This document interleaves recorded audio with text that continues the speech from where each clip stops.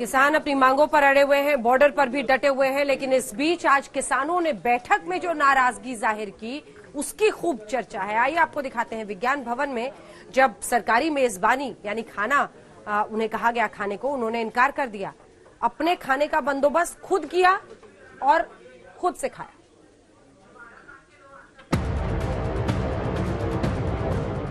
ये तस्वीर ना तो किसी गुरुद्वारे की है, न सड़क पर डेरा डाले किसानों के लंगर की।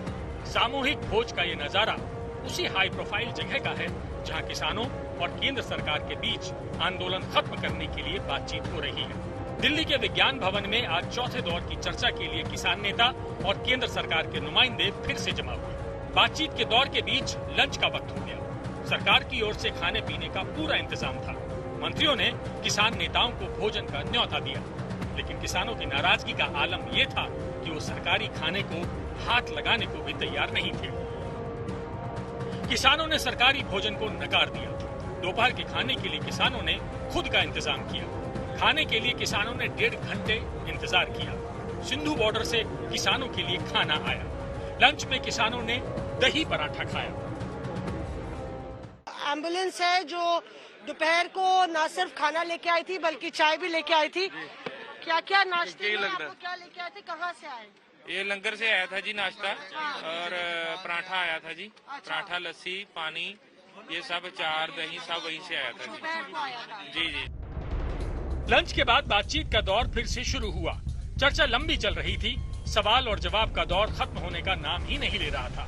इसी बीच शाम की चाय का वक्त भी हो गया और इसी बहाने किसानों ने एक बार फिर सरकार के प्रति अपना रोष जाहिर किया। किसान नेताओं ने शाम के चाय नाश्ते का भी इंतजाम खुद किया। चाय और बिस्किट बंगला साहिब गुरुद्वारा से आए। जब नाश्ते का वक्त आया तो बंगला साहब गुरुद्वारे से गर्मा गर्म चाय आई। चर्चा मंजूर थी पर चाय नहीं, और सरकार ने बड़े बड़े इंतजाम किए थे खाने के लिए भी और शाम के नाश्ते के लिए भी।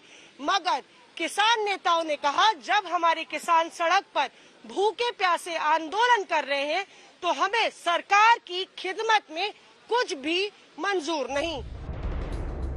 बात भले ही छोटी लगे, लेकिन किसानों ने खाने पीने के सरकारी इंतजामों का बहिष्कार करके बड़ा संदेश दिया। ये संदेश दिल्ली के बाहर खुले आसमान के नीचे डटे उनके अपने हजारों साथियों के लिए भी है।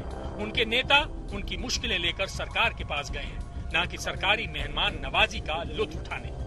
दिल्ली से मौसमी सिंह और अशोक सिंघल के साथ आज तक ब्यूरो।